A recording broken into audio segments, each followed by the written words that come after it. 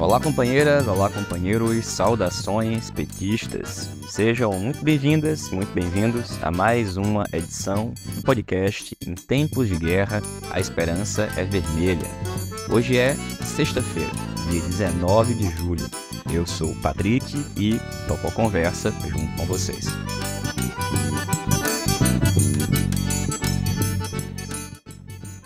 No episódio de hoje, relato detalhado de como foi a reunião do Diretório Nacional do PT, ocorrida ao longo da quinta-feira, dia 18 de julho. Para falar da reunião, além de mim, vamos escutar o companheiro Walter Pomar e outros companheiros que acompanharam a reunião e, também tiveram questões que foram discutidas, em especial acerca dos recursos que tratam das candidaturas do PT ou que o PT apoiará nas eleições municipais de 2024. Esse é o assunto que a gente toca a partir de agora.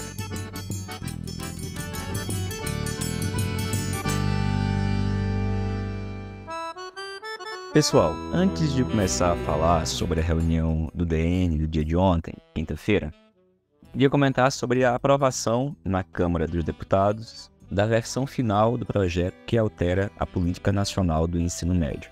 Nós falamos disso aqui no podcast em algumas oportunidades.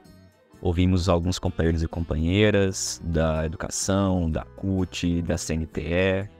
E o fato é que havia uma expectativa de que o projeto que o governo enviou, melhorado no Senado, pudesse de fato ser aprovado. Todavia, não foi isso que prevaleceu. Infelizmente, prevaleceu na Câmara dos Deputados, com orientação favorável do nosso governo, o apoio às mudanças feitas pelo relator na Câmara, Mendonça Filho. Mendoncinha, ex-ministro da Educação do Temer e o responsável pelo desmonte da política do ensino médio no nosso país com o chamado novo ensino médio. O fato é que diversas mudanças positivas que o Senado havia realizado foram desfeitas e o projeto foi aprovado por 437 votos a favor e um voto contrário. Isso foi uma derrota para o movimento de educação, para os estudantes, professores, professoras, e infelizmente foi comemorado pelo ministro da Educação como uma vitória. Disse o Camilo, abre aspas, o novo ensino médio está aprovado e é o resultado de diálogo respeitoso que envolveu estudantes, professores, entidades diversas e parlamentares. A construção de um ensino médio de qualidade, que contribua para um país de mais oportunidades, é interesse de toda a sociedade. Fecha aspas. Sinceramente, pessoal, é muito delicado achar que é uma vitória e que algo precisa ser comemorado e entender por que não se acha necessário que a língua espanhola, que o espanhol, conste como disciplina obrigatória. Por que não é obrigatório que toda cidade tenha, independente da demanda, ensino médio noturno? Por que não é adequado que a formação geral básica tenha um espaço garantido maior do que os itinerários e manter uma trava para que esses itinerários não se sobreponham sobre a formação geral básica? Bom, infelizmente o projeto foi aprovado e agora vai à sanção. É importante que, nesse caso, a mobilização não se desfaça. Porque mesmo com essa derrota na Câmara, a luta agora é na implementação do novo ensino médio, uma disputa sobre como o currículo vai se estabelecer em cada estado. Afinal de contas, a formação geral básica tem como base uma matriz nacional comum curricular, mas aquelas 600 horas dos chamados itinerários formativos, estes vão ficar a cargo dos estados. Então, temos pela frente ainda muitas e importantes batalhas.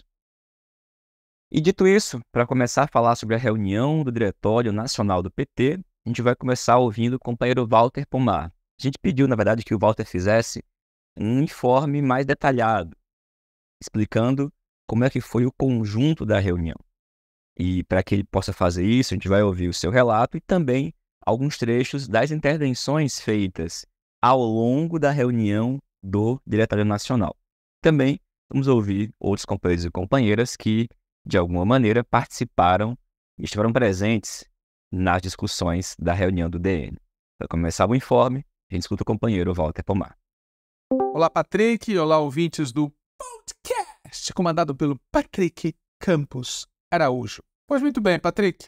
Na quinta-feira, dia 18 de julho, reuniu-se o Diretório Nacional do Partido dos Trabalhadores e das Trabalhadoras. A reunião foi híbrida. Havia pessoas na sede nacional do PT, em Brasília, e havia também pessoas acompanhando a reunião a partir das suas casas, né? Ou dos seus trabalhos via plataforma Zoom. A pauta da reunião previa, se eu não estou enganado, 3 pontos. O primeiro ponto era a discussão sobre situação política. O segundo ponto, a votação de recursos sobre processos eleitorais em várias cidades. E o terceiro ponto, a composição, a votação de alterações, melhor dizendo, na Executiva Nacional, no Diretório Nacional e na diretoria da Fundação Perseu Abramo. Bom, a reunião começou já com uma polêmica, né? No dia 2 de julho, nós apresentamos ao Diretório Nacional, e particularmente ao companheiro Henrique Fontana, nosso secretário-geral, a demanda de que houvesse uma mudança na vice-presidência nacional do PT. Nós argumentamos que o vice-presidente nacional do PT, um deles, o Washington Quaquá, vem dando reiteradas declarações favoráveis aos irmãos Brazão, chegando inclusive a ser arrolado como potencial testemunha por um deles. Na nossa opinião, esse tipo de situação é muito prejudicial para o partido, uma vez que os irmãos Brazão têm um currículo que fala por si e, ademais, estão sendo investigados por uma suposta ou real participação deles no assassinato da vereadora Marielle Franco e do companheiro que dirigiu o carro no momento em que ela foi alvejada e que também veio a falecer. Obviamente, nós não temos como ter total certeza sobre a responsabilidade de ambos. Isso quem vai esclarecer são as investigações. Mas nós temos total certeza, absoluta certeza, como diria alguém, que defender pessoas desse tipo é muito negativo. E isso sendo feito por um vice-presidente nacional do partido é mais negativo ainda. Por esse motivo, nós solicitamos no dia 2 de julho, que o Diretório Nacional do PT afastasse o Washington Quaquá da vice-presidência. A nossa proposta era muito light, a gente não pedia comissão de ética, punição, nós não pedimos que ele fosse substituído no diretório, que ele fosse substituído na executiva, nada disso. Nós simplesmente solicitávamos que ele fosse retirado da condição de vice-presidente nacional do PT. Nós já havíamos feito essa solicitação na reunião anterior do diretório e fomos derrotados com o argumento de que o assunto não estava na pauta. Dessa vez, nós pedimos com muita antecedência que o assunto fosse incluído na pauta, mas fomos informados no dia 18 de julho pela manhã, pelo próprio Henrique Fontana, secretário-geral do partido, de que não estava na pauta. Se nós quiséssemos incluir, teríamos que solicitar. E assim o fizemos. Então houve um debate no qual eu apresentei os argumentos a favor da inclusão do ponto na pauta, fui contraditado pelo companheiro Gilmar Tato e em seguida houve a votação sobre incluir ou não este tema específico na pauta. No momento em que a votação aconteceu, 26 integrantes do diretório votaram contra a inclusão. 17 votaram a favor da inclusão e 7 se abstiveram. Nós não vamos aqui apresentar a lista de quem votou ou não votou, mas é importante que vocês que estão nos escutando perguntem aos integrantes do Diretório Nacional que vocês conhecem como votaram nessa questão. Porque é uma questão muito relevante, especialmente se, agindo com coerência, o Washington Quaquá comparecer e corresponder à solicitação que foi feita por um dos irmãos Brazão de que ele testemunhasse como testemunha de defesa. Muito bem, então esse foi o ponto de partida, tá certo? Nós, da articulação de esquerda, evidentemente, votamos a favor da inclusão do ponto na pauta. Talvez, Patrick, você queira colocar aí para o pessoal ouvir o áudio do que eu falei na reunião do Diretório Nacional do PT. Então eu paro por aqui, vamos ouvir o áudio e depois eu retomo o meu informe. Legal, Walter. Então, pessoal, a gente vai escutar agora justamente o trecho da fala do companheiro Walter Pomar durante a reunião do Diretório Nacional do PT do dia de ontem, quinta-feira, dia 18, no início da reunião em que ele defende que seja incluído na pauta da reunião o afastamento da vice-presidência do partido do atual deputado federal Washington Quaquá. Bom, companheiros e companheiras, o meu motivo está exposto por escrito no texto que eu enviei ao Diretório Nacional no dia 2 de julho e reapresentei no dia de hoje. O Washington Quaquá tem dado seguidas declarações públicas à imprensa em defesa dos irmãos Brazão. Ele argumenta que os irmãos Brazão não são culpados, não têm envolvimento algum na morte da vereadora Marielle. Isso pode ser verdade? Pode ser verdade. Só a investigação vai comprovar se houve ou não envolvimento. O que também é verdade é que os irmãos Brazão são dois criminosos com um prontuário de conhecimento público. E também é verdade que é muito desgastante para o nosso partido que um deputado federal, uma liderança e um vice-presidente nacional do PT venha seguidamente dar declarações públicas de apoio, de solidariedade, chegando a dizer que tem a absoluta certeza de que os Brazão não são responsáveis pelo assassinato da Marielle. Quem é que pode ter esta absoluta certeza? Foram muitas as frases, são de conhecimento de todo mundo, não vem ao caso aqui repetir, mas há um fato novo. O fato novo é que um dos Brazão incluiu o Quaquá como sua testemunha de defesa.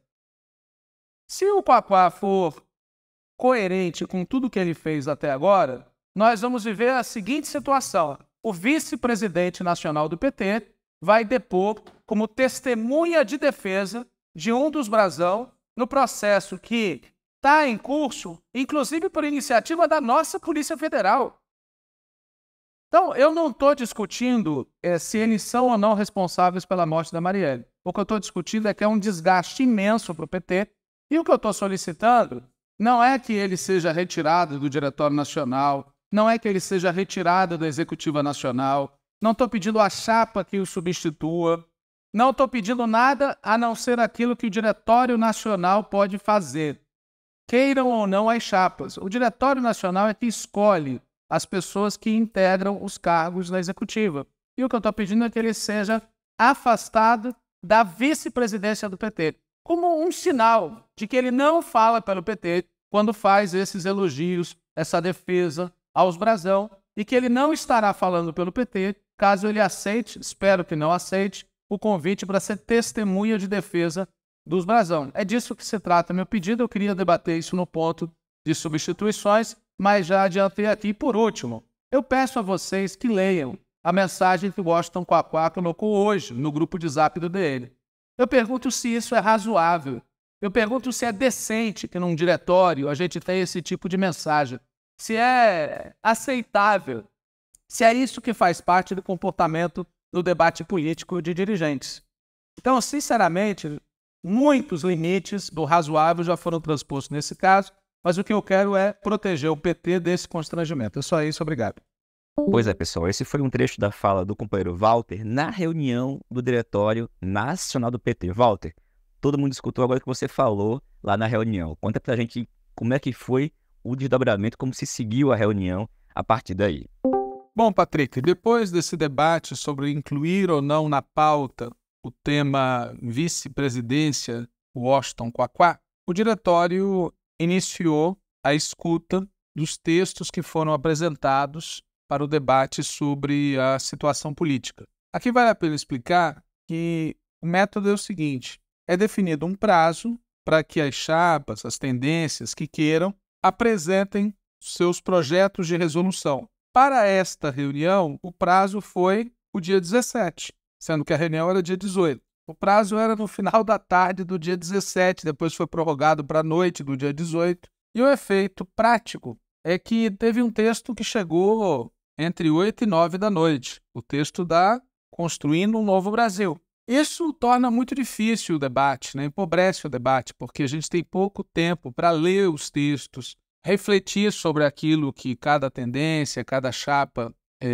propõe. E no debate, no diretório propriamente dito, o tempo é muito escasso, né? Cada texto teve cerca de 10 minutos para ser apresentado e depois mais 12 pessoas falaram, em torno de 3 a 5 minutos. Então, acaba que o debate de questões muito importantes é feito de maneira muito insuficiente, né? E, a rigor é feito pouco debate, né? É feita muita apresentação de qual é a nossa posição. O debate, propriamente dito, fica muito insuficiente, né? Bom, os textos apresentados foram 6. Um deles assinado pelo Movimento PT e pela Tribo, outro deles assinado pela Articulação de Esquerda, um terceiro assinado pela Resistência Socialista, um quarto assinado pelas tendências Democracia Socialista e Militância Socialista, um quinto assinado por Construindo um Novo Brasil, um sexto assinado pelas tendências Avante e Socialismo em Construção. Como vocês devem ter percebido, são 6 textos, 3 deles solteiros, 3 deles casados, né? Os textos solteiros são da Articulação de Esquerda, da Resistência Socialista e da CNB. Os casados são Movimento PT /Tribo, Democracia Socialista /Militância Socialista, Avante /Socialismo em Construção. Além desses 6 textos, que cada um deles foi apresentado por cerca de 10 minutos, também pediu a palavra, no caso para apresentar emendas, o pessoal de O Trabalho /Diálogo e Ação Petista. Curiosamente, embora o debate estivesse no início, os companheiros do Trabalho /Diálogo e Ação Petista pediram para apresentar emendas ao texto da CNB, que, segundo eles, todo mundo já saberia que seria o texto vitorioso e, portanto, eles já apresentavam emendas a esse texto. Peço que vocês registrem esse detalhe, porque ali na frente eu vou voltar a esse assunto do todo mundo já sabe qual é o texto que vai ser vitorioso. Bom, de toda maneira, os textos foram apresentados e, entre as apresentações, fui eu que falei pelo texto da Articulação de Esquerda. Talvez seja conveniente, Patrick, você, nesse ponto, colocar aqui também o áudio do que eu falei no Diretório Nacional. Legal, Walter. Eu vou fazer isso, então, mas para explicar para as pessoas, nesse momento, o Walter acompanhava a reunião, como ele disse, presencialmente em São Paulo. E ele fez a defesa ou a apresentação da proposta de texto apresentada pela tendência petista, a Articulação de Esquerda. E o áudio que a gente vai ouvir agora é a fala do Walter feita na reunião do partido. Ok, bom dia a todos, bom dia a todas novamente. Bom, do texto que nós apresentamos, eu quero destacar 5 pontos. O primeiro é o de que a principal tarefa nossa nessas próximas semanas é disputar e vencer as eleições municipais de 2024.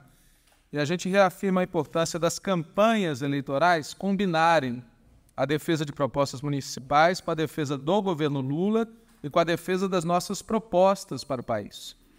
O segundo ponto que eu destaco diz respeito às pesquisas de opinião.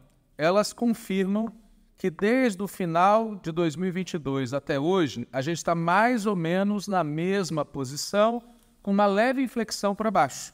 E tendo em vista que passou tanto tempo, tendo em vista que a gente fez tanta coisa, tendo em vista que o nosso governo é muito melhor que o deles, era de se esperar que a gente estivesse numa melhor situação nas pesquisas. E por isso a gente defende que precisa ter um salto de qualidade em 2 áreas fundamentais, nos investimentos públicos e na política de comunicação. Não só na política de comunicação do governo, mas também na política de comunicação do partido no sentido amplo da palavra. O terceiro ponto que a gente destaca é que para dar esse salto nos investimentos públicos, que a gente considera necessário para deslocar a correlação de força a nosso favor, inclusive com impacto nas eleições, é preciso superar as limitações do marco fiscal. Na nossa opinião, as críticas que vários de nós fizemos ao novo marco fiscal se comprovaram corretas. A obsessão pelo déficit zero nos levou a situações complicadas que vão se tornar ainda mais complicadas no próximo período. Então, esse tema precisa fazer parte da lista de questões que o partido coloca em debate junto ao governo. O quarto ponto que a gente destaca aqui nessa apresentação é que o governo e os líderes do governo no Congresso Nacional precisam tomar lado em todas as questões. Houve episódios recentes em que se demorou para tomar posição, se argumentou que isso não era assunto do governo. Na nossa opinião, no nível de debate político que está no país, não tem assunto que não nos interesse, e a gente diz no texto que a pior derrota que nós podemos sofrer é aquela em que a gente silencia a nossa verdadeira posição. E, por último, o quinto ponto que eu destaco do texto que nós apresentamos diz respeito à situação internacional. Tem várias questões internacionais que merecem destaques, mas uma proposta nós estamos fazendo. A proposta é que o Partido dos Trabalhadores proponha ao governo brasileiro a ruptura de relações diplomáticas e comerciais com o Estado de Israel e que interrompa todos os convênios existentes com Israel. O motivo é aquele que o presidente Lula tem dito em inumeráveis declarações: genocídio, genocídio continuado, cinismo, violência, brutalidade. Isso posto, como no debate a seguir quem vai falar é o Cooper Zaratini, eu queria aqui, conforme eu já havia avisado o Gilmar Tato logo cedo, fazer um comentário sobre algumas questões do texto da CNB. Né?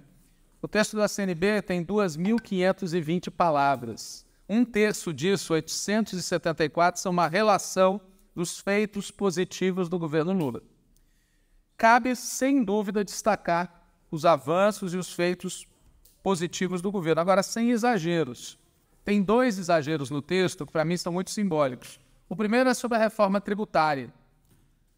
É um grande passo para toda a sociedade na direção de um país mais justo e igualitário. Não é um grande passo, pessoal. Essa reforma tributária, tanto a versão anterior quanto essa, está muito longe de ser aquela que nós defendemos e está muito longe de ser o tal grande passo necessário. E outro exemplo é o elogio feito ao salário mínimo ter subido acima da inflação pelo segundo ano, o que já produziu o maior aumento da renda per capita da história, 11,5% em 2023.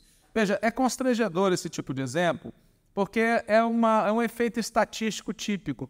Por exemplo, quando tem uma guerra e tem um crescimento, dá um enorme salto estatístico, mas do ponto de vista material, o que isso significa? Significou no primeiro ano R$18, no segundo ano R$92 e no ano que vem R$90. É importante? É importante.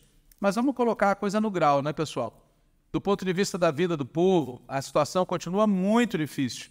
E a gente não deve exagerar os elogios sem, ao mesmo tempo, lembrar a dura e terrível vida que uma grande parte do povo leva. Há um outro caso no texto que diz dos 87,3% dos reajustes salariais negociados em maio ficaram acima da inflação. É justa essa inclusão, mas é bom lembrar que o próprio governo federal teve uma postura diferente na hora de negociar, como a gente viu, por exemplo, no caso do ensino público federal. Aliás, no nosso texto, a gente elogia a atitude da Comissão Executiva Nacional do PT de buscar uma saída negociada e respeitosa para a greve dos trabalhadores da educação federal. A mesma atitude não se verificou de uma parte do governo. Agora, o principal problema, e por isso que eu estou citando esses dois casos, é que cabe ao partido apontar os problemas do governo. A opção de não falar desses problemas pode até ser compreensível, mas tomando de conjunto, especialmente se tem exagero no elogio, a impressão que fica é equivocada.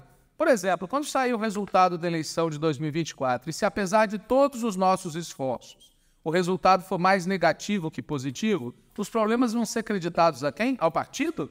Ao partido que errou? Ao partido que não teve a tática? Porque se o governo está tão bem, se está tudo tão ótimo no governo, só pode ter sido um erro do partido que não usou a conjuntura favorável. Eu acho um equívoco esse tipo de texto, por conta, inclusive, desse motivo. Aliás, o texto aponta que é necessário forçar mais a disputa. Pessoal, se está tudo tão bem, por que as pesquisas mostram o que mostram?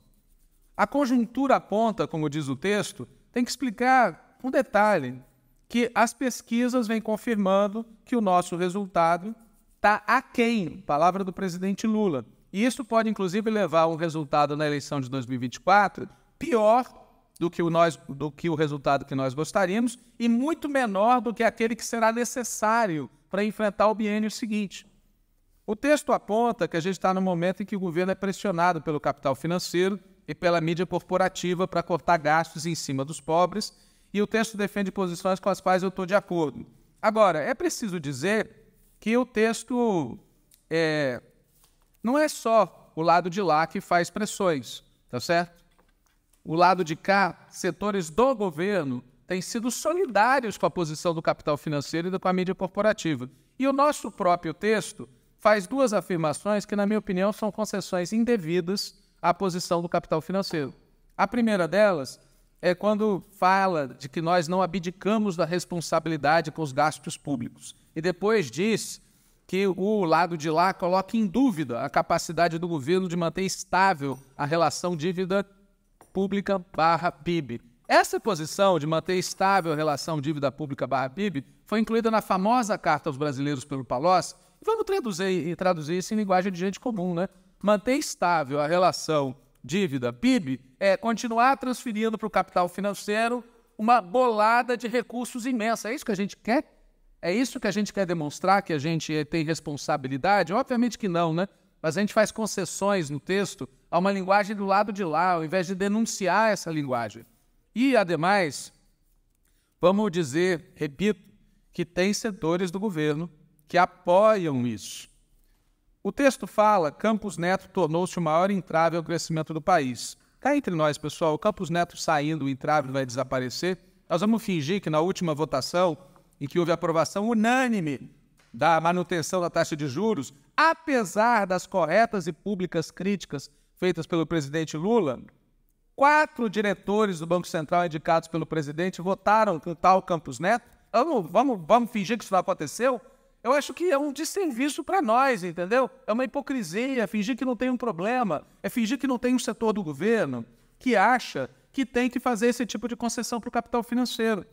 Então, feito isso, eu destaco positivamente o trecho sobre as redes sociais e quero lembrar mais uma vez que, apesar das posições positivas do presidente Lula nesse debate, há setores do governo, inclusive, acham que ele não devia abrir a boca e que, inclusive, vazaram informações de reuniões mantidas, passando a impressão de que ele é um cara que fala demais.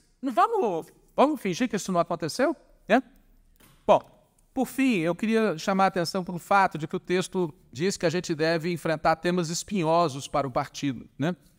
Olhando o texto da CNB, eu vejo 4 temas espinhosos que não apareceram. Eu fiz uma busca usando aquele instrumento do Word e não existe a palavra ensino médio, como se não tivesse havido esse constrangimento do nosso governo ter ajudado a derrubar na Câmara dos Deputados o avanço que houve no Senado. Não existe novo ensino médio. Segundo, não existe a palavra agronegócio, não existe a palavra reforma agrária e, incrivelmente, não existe a palavra industrialização. A única vez que a palavra indústria aparece no nosso texto é quando fala de modernizar a indústria. Encerro dizendo que eu não concordo com uma afirmação fundamental do texto, que é a de que o bolsonarismo está sem discurso. Não é verdade que o bolsonarismo esteja sem discurso. Também não é verdade que o extremismo de direita foi derrotado no Reino Unido. Os trabalhistas ganharam, entre outros motivos, que uma parte dos eleitores conservadores votaram na extrema-direita. E na França, o partido mais votado na população foi o partido da extrema-direita.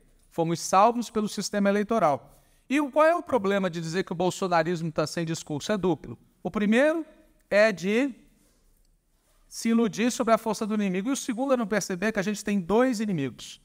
Porque também tem uma oposição neoliberal, que inclusive tem presença dentro do próprio governo, que é inimiga nossa. Por isso, eu não me entusiasmo com a proposta de construir um movimento internacional do campo democrático se a gente, ao mesmo tempo, não qualificar o que a gente chama de campo democrático. Não dá, por exemplo, para montar uma frente internacional com o Biden.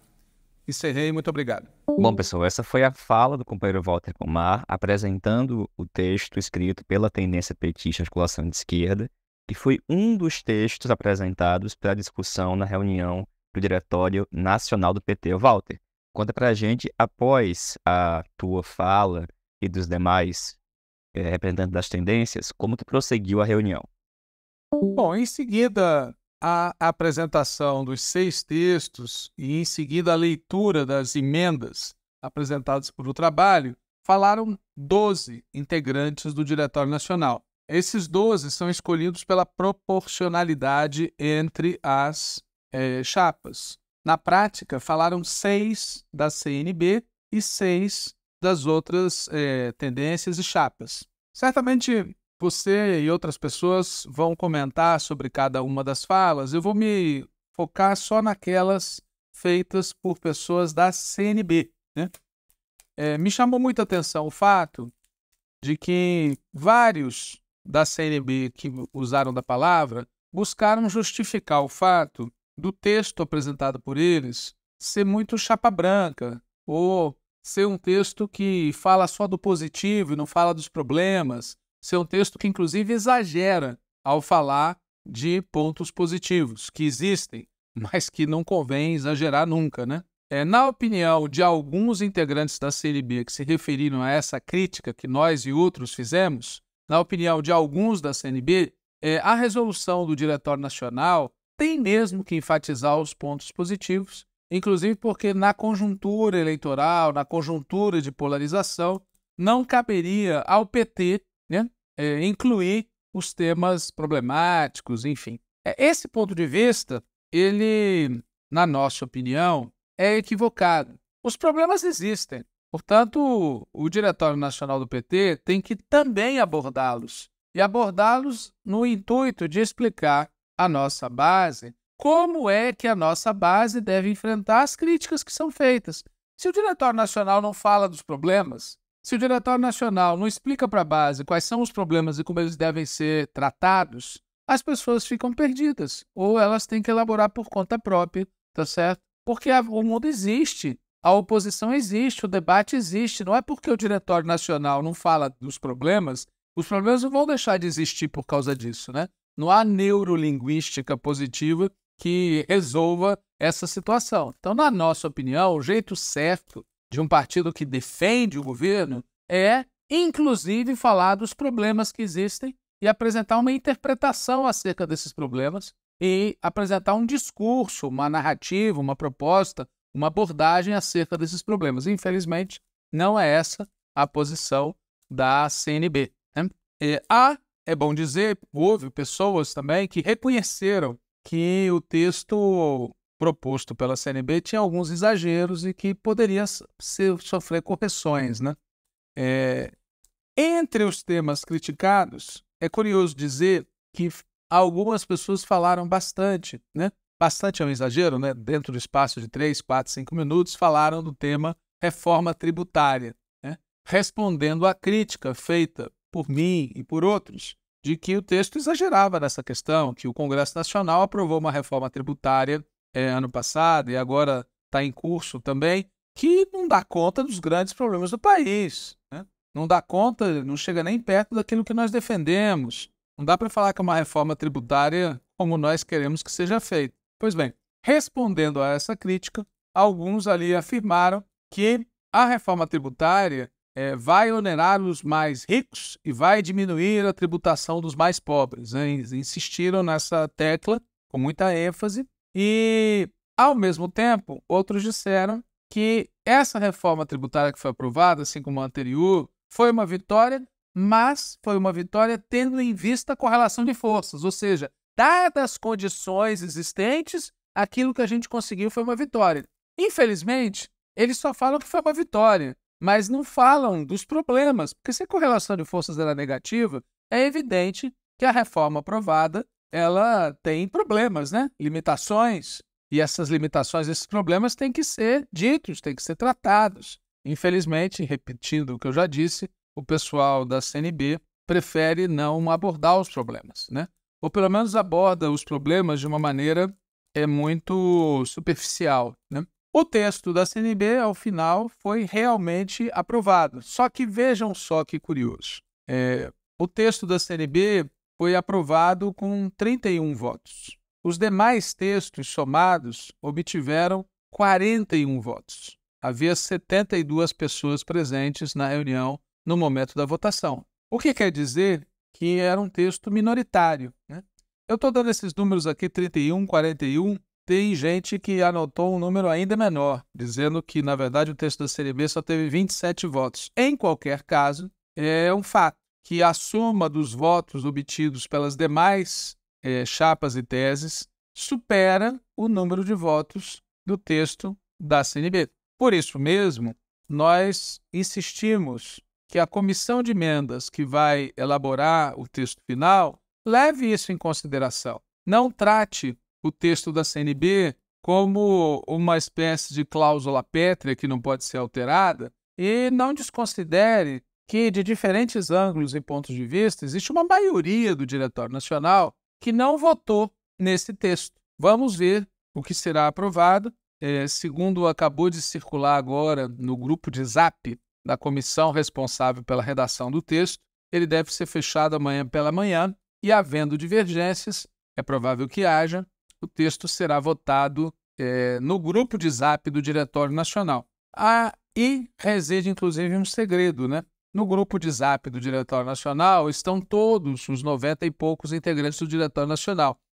Então, é possível que aqueles integrantes da CNB que não foram na reunião do Diretório Nacional possam votar e possam valer a sua vontade, né, no grupo de Zap. É uma das distorções que vem sendo criadas por esse mundo virtual, né? Bom, uma vez concluído o debate sobre a conjuntura nacional, o diretório começou a tratar de outro assunto. E o assunto que foi tratado é de grande importância. A Comissão Executiva Nacional do PT aprovou um texto que diz que as decisões sobre como aplicar o fundo eleitoral devem ser tomadas conjuntamente pela bancada federal e pela direção partidária. Essa questão foi a voto, venceu a posição da Executiva Nacional por 54 votos e perdeu a posição dos que estavam recorrendo, 18 votos a favor do recurso, e teve uma abstenção. O debate sobre isso foi muito revelador, porque ao argumentar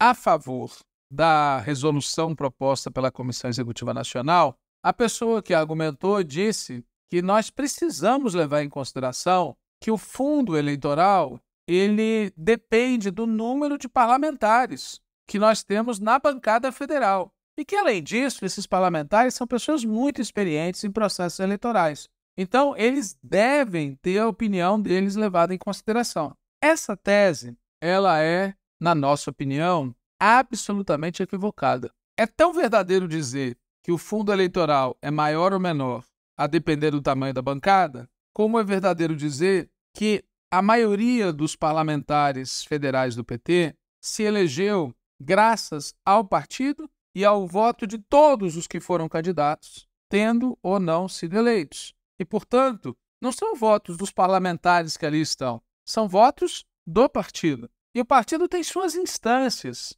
E, portanto, são essas instâncias que têm que deliberar ouvindo quem elas quiserem ouvir. Mas falar em decisão conjunta é uma forçação de barra. Aliás, é uma forçação de barra mesmo, porque quando foi perguntado o que significava a decisão conjunta, a resposta foi: a decisão é tomada pela instância. No fundo, o que foi feito foi uma concessão à pressão que está sendo feita por um setor da bancada que não queria apenas decisão conjunta, queria que os parlamentares decidissem onde seria alocado parte dos recursos do fundo, como se o recurso do fundo partidário fosse o fundo da bancada e não do partido. Na verdade, essa discussão é um pequeno aspecto de um problema mais amplo, que é a disputa entre o que eles mesmos denominam de sindicato dos parlamentares versus aqueles que defendem a centralidade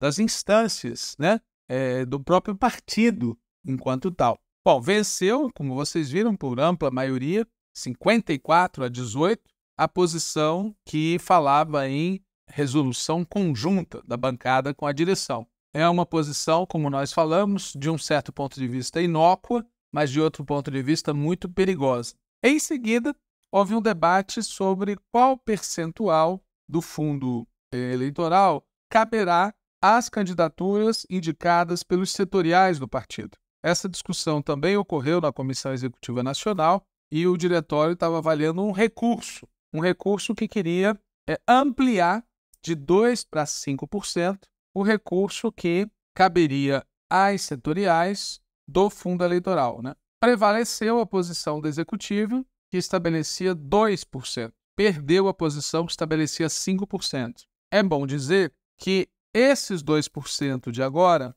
eles são um número importante, é um recurso importante, uma vez que as mulheres e os negros e negras já terão um recurso garantido pelas decisões partidárias e pela legislação. Bom, depois, o companheiro Humberto Costa, coordenador do Grupo de Trabalho Eleitoral, deu um informe bem rápido sobre o quadro nas grandes cidades e depois iniciou o debate sobre os recursos. Os recursos em questão diziam respeito a algumas cidades: Paraty, no Rio de Janeiro, Francisco Morato, em São Paulo, Timon, no Maranhão, Poços de Caldas e Betim, em Minas Gerais, né? No caso de Paraty, o que estava em questão é se o PT teria candidatura própria ou se seria apoiada uma candidatura do PDT. Prevaleceu o apoio à candidatura do PDT. No caso de Francisco Morato, o que estava em questão é se nós apoiaríamos uma candidatura bolsonarista do Republicanos ou se nós teríamos candidatura própria. Prevaleceu o apoio à candidatura bolsonarista do Republicanos, né? Sobre o caso de Timon, a discussão é se nós íamos apoiar uma candidatura do PSB, Partido Socialista, ou uma candidatura do PDT, Partido Democrático Trabalhista. Prevaleceu a posição de apoiar uma candidatura do PDT. No caso de Poços de Caldas, né, a discussão é se nós apoiaríamos uma candidatura do PSB ou se nós teríamos candidatura própria. Prevaleceu o apoio à candidatura do PSB. Notem que em todos esses casos prevaleceu a posição da maioria do Grupo de Trabalho Eleitoral / Comissão Executiva Nacional, geralmente em prejuízo de uma candidatura petista, né? No caso de Paraty, de Francisco Morato, de Timon e de Poços de Caldas, o PT não terá candidato a prefeito, né? Apoiará alguém de outro partido, né? Outro caso que estava na pauta era o caso de Betim, mas este caso acabou não entrando em discussão porque ocorreu um atropelo, na nossa opinião, regimental. A pessoa que iria apresentar o recurso foi suspensa do partido. O detalhe é que ela foi suspensa do partido no estilo fast track. E segundo a ata do Diretório Municipal de Betim, havia uma orientação de alguém que não é nominado, da direção nacional, dizendo que a pessoa devia, inclusive, ser expulsa sumariamente, coisa que não existe no nosso partido, né? Expulsão sumária ou suspensão sem procedimentos adequados. Foi isso que foi feito e, na prática, é como se essa decisão, convenientemente, impedisse a pessoa que estava recorrendo de apresentar o seu ponto de vista. O que é que está em jogo lá em Betim é candidatura própria ou uma candidatura do PV, que no caso é acusada pelo recorrente de ser uma candidatura de direita. Vale dizer que os que apoiam a candidatura do PV acusam o recorrente de estar também a serviço da direita. De toda maneira, o diretório não votou a questão e vai se informar melhor sobre o que aconteceu e voltará a debater o tema numa outra reunião. Na prática, entretanto, a decisão da executiva de apoiar lá a candidatura do PV segue valendo. Por fim, o diretório aprovou substituições no próprio diretório e na executiva nacional. A companheira Gilvândia, da executiva da CUT, entra na executiva nacional do PT, substituindo a companheira Mônica Valente, que vai passar a ficar no diretório. E há também as substituições de Ellen Borges, que entra no lugar de Jéssica Italuema, Carlos Alberto Pires Guimarães, que entra no lugar do Henrique Donin, Ana Paula Lima, que entra no lugar da Ideli Salvati. Vale dizer que também foram substituídos alguns integrantes da diretoria da Fundação Perseu Abramo, né? Na verdade, é como se tivesse sido eleita uma nova diretoria da Fundação, coisa que já devia ter sido feita no passado. Infelizmente, predominou uma visão equivocada de prorrogação do mandato, quando sapidamente isso ia ser questionado pelo Ministério Público Federal, o Ministério Público de São Paulo, como foi, e acabou que o Diretório Nacional teve que fazer de maneira assodada aquilo que já podia ter feito de maneira tranquila no prazo ano passado. Enfim, as substituições foram feitas, saíram da diretoria da Fundação Perseu Abramo o companheiro Arthur, que era presidente da Central Única dos Trabalhadores, a companheira Vivian, que era até então vice-presidente da Fundação Perseu Abramo, o Arthur era tesoureiro, e saiu também o companheiro Virgílio Guimarães, diretor, e no lugar deles entraram, pela ordem, a Mônica Valente no lugar do Arthur, um companheiro chamado Breno, de Pernambuco, no lugar da Vivian, e um companheiro chamado Alexandre, de São Paulo, no lugar do Virgílio. E assim terminou a reunião. Outros comentários eu posso fazer se o Patrick assim perguntar. Valeu, Walter. Obrigado, companheiro. Vou querer que você volte daqui a pouquinho para falar sobre a decisão da votação das emendas que foram apresentadas ao texto base da CNB aprovado ontem. Mas antes que o Walter volte a falar com a gente vai escutar agora o companheiro Tiago Mafra. Tiago é militante, dirigente do PT em Poços de Caldas, e é um dos casos que o Walter mencionou que foram julgados ontem pela direção nacional nos casos de recurso, onde as instâncias locais discordam da tática que está prevalecendo. No caso de Poços de Caldas, como nós vimos, prevaleceu a posição de apoio ao PSB em detrimento de uma candidatura própria do PT. Para entender melhor esse caso, a gente escuta agora nosso companheiro Tiago Mafra.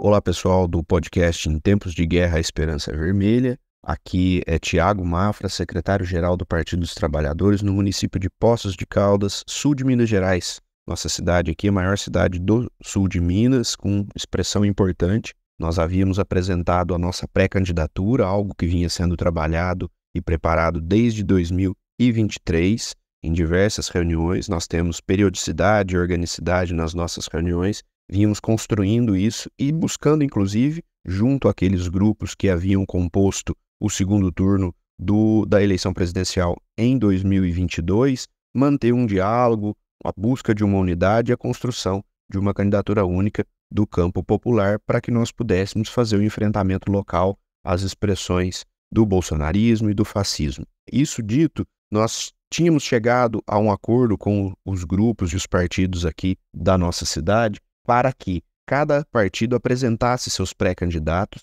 e buscasse viabilizar seus nomes, para que, próximo ao período eleitoral, nós pudéssemos fazer uma sondagem científica por meio de pesquisa, construída metodologicamente com todos os grupos, para que aquele que tivesse ou aquela que tivesse a melhor viabilidade eleitoral, as melhores condições de fazer o enfrentamento à direita local, assumiria, então, esse posto de pré-candidato ou de pré-candidata. Acontece que quando o PT apresentou, formalizou o seu pré-candidato, o nosso companheiro Paulo Tadeu, isso foi visto como se o PT estivesse rompendo os acordos, tendo em vista que outros pré-candidatos já estavam com os nomes colocados há mais tempo, e começou-se a construir um discurso de que o PT queria rachar, de que o PT, em Poços de Caldas, queria gerar uma cisão e não fazer o enfrentamento unificado das expressões da extrema-direita aqui na cidade. Nós conversamos com todos e reafirmamos que a nossa disposição era cumprir tudo aquilo que tinha sido acordado, viabilizar os nomes e, posteriormente, fazer a sondagem por meio de pesquisa para que aquele que tivesse a melhor viabilidade pudesse assumir a candidatura unificada aqui na cidade. Acontece que isso não foi respeitado pelos demais partidos, inclusive partidos de dentro da federação que o PT compõe, já declarando voto antecipado ao candidato do PSB, que é uma figura que saiu do PT em 2020, saiu do PT num momento que nós entendemos que era um momento que precisava da permanência da militância, saiu do PT, não buscou essa permanência e que agora volta querendo impor um apoio a nós sem seguir os acordos feitos, sem cumprir com tudo aquilo que vinha sendo coletivamente construído. Para nossa surpresa, inclusive, mesmo o PT formalizando o seu pré-candidato, registrando, enviando para as instâncias superiores, sempre como estava previsto no cronograma do PT nacional, para nossa surpresa, foi decidido que o PT local deveria apoiar o PSB aqui em Poços de Caldas, inclusive com publicação no site nacional dizendo que a homologação da decisão era a homologação de uma decisão do diretório, coisa que nunca houve, porque nós tínhamos a candidatura nossa colocada. Por isso nós recorremos, fizemos um pedido de reavaliação dessa decisão e ontem, na reunião do Diretório Nacional do dia 18 de julho, foi, portanto, votado, apreciado o nosso recurso e, infelizmente, nós fomos derrotados, com a defesa, inclusive, de deputados aqui de Minas Gerais fazendo a defesa pelo apoio à candidatura do PSB, usando, inclusive, de argumentação que existem pesquisas realizadas pelo GTE que indicam o melhor posicionamento do PSB, pesquisas que nós não tivemos acesso, que nós não tivemos nem conhecimento, né? Então fomos atropelados num trabalho de anos e demonstramos a nossa indignação com essa forma de conduzir, principalmente entendendo que o PT vem orientando o fortalecimento das bases, o fortalecimento dos diretórios nacionais e a construção de candidaturas que tenham um lastro histórico, que tenham um lastro militante. Então fica aí o relato da condição da nossa situação aqui no Diretório Municipal de Poços de Caldas.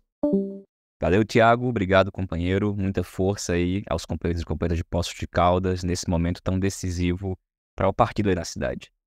E, gente, agora voltando para a reunião da direção nacional, como o Walter mencionou, a gente viu com o exemplo de Poços de Caldas, as decisões em relação aos recursos foram todas pela manutenção daquilo que a SOG nacional tinha como parecer e, infelizmente, nas situações mais diversas, tem prevalecido a linha de retirar candidaturas competitivas do PT ou de fazer composições com setores, como nós vimos, inclusive, às vezes muito próximos ou, se não, declaradamente de direita. Sobre isso, o fato é que a discussão política na reunião do diretório foi precária. Afinal de contas, como foi dito, a reunião foi conduzida de tal forma que o tempo era muito escasso. Fora o período para exposição e apresentação dos textos, e depois as falas dos representantes das chapas, não houve muito ou quase nenhum espaço para discussão. E o conjunto das falas das demais tendências também se mantiveram em temas muito circunscritos. Alguns, como foi mencionado também, de forma muito elogiosa ou criticando o excesso de elogio. A reunião virtual, infelizmente, não permitiu que nós tivéssemos um debate político mais aprofundado. E vale aqui essa crítica. A gente está entrando no processo de eleições municipais, que na avaliação de todos que falaram na reunião, é uma eleição decisiva, tanto para mudar a conjuntura ou influenciar na sua mudança nesse momento, como nas definições em relação à eleição de 2024, e o partido não se preparou adequadamente através de um debate político que possa municiar o conjunto dos militantes, o conjunto do partido. Algumas reuniões presenciais ocorreram mais recentemente, do GTE, reuniões da Executiva Nacional, mas esta reunião fundamental do Diretório Nacional, infelizmente, não foi presencial e teve esse debate político muito, mas muito prejudicado. E isso se confirma, inclusive, no baixo quórum da reunião e no baixo quórum de votação dessa reunião.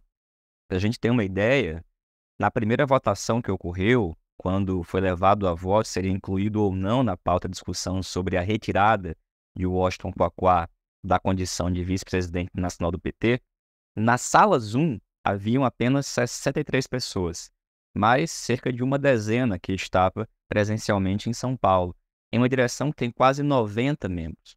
Como foi dito, uma resolução que foi aprovada em um certo momento, o texto base, contou com algo entre 27 e 31 votos. Essa foi a maioria que permitiu que o texto fosse aprovado. E esse baixo quórum, essa baixa participação, que muita gente dizia que era um dos problemas das reuniões presenciais, porque tinham que deslocar muita gente, acontece também agora em uma reunião virtual que tinha uma pauta muito importante para ser tratada e uma política muito necessária a ser discutida. E é nesse ponto que a gente chama de volta aqui o nosso companheiro Walter Pomar, porque a gente foi construindo o podcast do dia de hoje ao longo do dia. E agora à noite, a gente está aqui trabalhando na edição e está acontecendo no grupo de WhatsApp do Diretório Nacional do PT a votação das emendas. Na verdade, a votação da versão final do texto base, quais emendas que foram acatadas pela comissão e também aquelas que não foram acatadas e que foram a voto. Para explicar o que está acontecendo, essa votação e as emendas, a gente escuta agora você, companheiro Walter Pomar. Bom, Patrick, eu vou te dar um relato a quente, né? Porque no momento em que eu estou gravando esse relato, está sendo votado no grupo de Zap do Diretório Nacional o texto base e depois serão votadas 2 emendas apresentadas por nós. Mas o que eu posso relatar, porque isso se encerrou, foi o debate ocorrido na comissão de redação, que se constituiu ontem, dia 18 de julho, por volta das 4 da tarde, assim que terminou a reunião do Diretório Nacional. Esse grupo tem mais ou menos 11 integrantes, 10, 11 integrantes, representando várias das tendências e chapas. Nesse grupo foram apresentadas inúmeras emendas. Eu vou aqui falar do milagre sem falar do santo para facilitar a vida. Foi apresentada uma emenda propondo retirar a expressão defesa da família e colocando no lugar uma explicação qualificada do que se quis dizer, ou seja, a defesa de políticas de igualdade no trabalho e na vida social para as mulheres, soberania sobre seus corpos, combate ao machismo, etc. Foi apresentada uma emenda sobre a reforma tributária, acentuando os limites impostos pelos setores empresariais, do agronegócio, dos grupos financeiros, da grande mídia, da direita. Foi apresentada uma emenda sobre os reajustes previdenciários da Seguridade Social, incluindo o tema do BPC, né? Foi apresentada uma emenda sobre reforma agrária, reforma urbana e ecossocialismo, temas ausentes da proposta original da CNB. Foi apresentada uma emenda sobre participação popular, outra sobre juventude, outra destacando a importância do programa democrático antineoliberal, né? Foi apresentada uma emenda falando das pesquisas que têm indicado problemas da nossa parte, dizendo da necessidade de um salto de qualidade nos investimentos públicos e um salto de qualidade na política de comunicação. Foi apresentada uma emenda relacionando a necessidade do crescimento dos investimentos públicos e a necessidade de industrialização para superar o modelo primário exportador e dominado pela especulação financeira. Foi apresentada uma emenda propondo superar as limitações presentes no marco fiscal, uma emenda dizendo quais são as tarefas do partido, porque não se trata só de propor tarefas para o governo, né? Foi proposta uma emenda defendendo um verdadeiro ensino médio na linha sustentada pela Confederação Nacional dos Trabalhadores da Educação. Foi apresentada uma emenda propondo a ruptura de relações diplomáticas entre o Brasil e Israel, né? Foi apresentada uma emenda propondo retirar do texto a frase, abre aspas, o salário mínimo garante 800 gramas de picanha a mais no prato do trabalhador, fecha aspas, porque, obviamente, essa frase é um absurdo, né? É uma candidata a meme, né? Foi proposta a inclusão de algumas outras conquistas do governo Lula que não foram relacionadas na extensa lista de conquistas elaborada no texto da CNB, o caso da nova lei de cotas, o maior PPA e o plano Safra, a lei de igualdade salarial de gênero. Foi proposto incluir no tema a questão da crise climática, a destruição do planeta pelo capitalismo, né? É interessante que essa emenda foi apresentada originalmente por um outro setor do partido e dizia assim: o modo dominante do capitalismo, o neoliberalismo, é intensamente predatório ao meio ambiente. Nós depois convencemos na comissão de redação a mudar esse texto e dizer que o capitalismo é intensamente predatório ao meio ambiente, em particular sua variante neoliberal. Porque fica parecendo que é o neoliberalismo que é predatório. Não, é o capitalismo que é predatório, né? Mas voltando à relação de emendas, foi apresentada uma emenda qualificando a participação do governo Lula no Rio Grande do Sul no enfrentamento da catástrofe climática. Foi apresentada uma emenda sobre a regulamentação do uso das redes sociais e da inteligência artificial. Foi apresentada uma emenda sobre ser possível vencer a direita e a extrema-direita, como se demonstrou no caso da França, como se demonstrou no caso do México, né? A extrema-direita e a direita não são invencíveis. Foi apresentada uma emenda propondo uma campanha internacional pelo imediato cessar-fogo em Gaza e apoio ao BDS e apoio à ruptura de relações diplomáticas também com Israel. Foi apresentada a proposta de incluir a revogação da reforma trabalhista, da reforma Previdência, da lei de terceirização irrestrita e qualificando o tema da taxação dos super-ricos. Enfim, foram apresentadas inúmeras emendas, inclusive uma que comenta uma recente reportagem publicada na revista Lancet, em que se revela que o número de mortos decorrentes do genocídio que Israel está cometendo contra o povo palestino é muito maior do que aquilo que vem sendo divulgado, né? O número é simplesmente assustador, né? Nós estamos falando de mais de 100 mil pessoas, né? Um artigo publicado no dia 18 de julho, no Il Fatto Quotidiano, de autoria da Clara Mattei, diz que a Lancet fala em 186 mil mortos, né? Também foi apresentado como emenda. Enfim, a partir dessas emendas todas, o representante da CNB no grupo foi aceitando ou não, e no final das contas a polêmica se resumiu a duas emendas, né? Uma emenda que diz respeito à necessidade de superar as limitações do marco fiscal e a outra emenda que defende a ruptura de relações diplomáticas do Brasil com Israel. O representante do texto base, o representante da CNB na comissão, não aceitou essas duas emendas e elas serão votadas no grupo de Zap do Diretório Nacional, né? Houve uma série de outros problemas no trabalho da comissão, retrabalho, trabalho refeito, emendas aceitas e depois não comunicadas ao Diretório Nacional, mas isso tudo, digamos assim, é parte dos bastidores, do making of, que algum dia será contado nas crônicas de um partido fictício. Mas de essencial é isso, né? A resolução mantém a linha geral da resolução da CNB, é uma resolução, portanto, que não arma o partido para as batalhas que estão em curso, ela está aquém do necessário, na nossa opinião, e a CNB se recusou a incluir particularmente duas, se recusou a incluir muitas emendas, mas particularmente duas que vão a voto, que são a referente à Palestina e a referente ao marco fiscal. O resto, Patrick, você mesmo pode contar, porque você, como eu, é membro do Diretório Nacional e está acompanhando aí a votação. Pois é, Walter, e eu aguardei aqui até as 20 horas e 30 minutos para que os dirigentes votassem no grupo de WhatsApp do Diretório Nacional do PT. Como você falou, em relação ao texto com as emendas que foram acatadas, esse texto obteve 50 votos. Pessoal, vamos lembrar que a direção nacional do PT é composta por quase 90 membros. Ou seja, mesmo na votação de WhatsApp, se aguardou apenas que se atingisse o quórum de 48 votos, segundo o nosso companheiro secretário-geral, para dar por aprovado o texto base, agora com as emendas que foram acatadas pela comissão. Em seguida, foi colocada em votação essas duas emendas que o Walter mencionou. O conteúdo das duas emendas é o seguinte.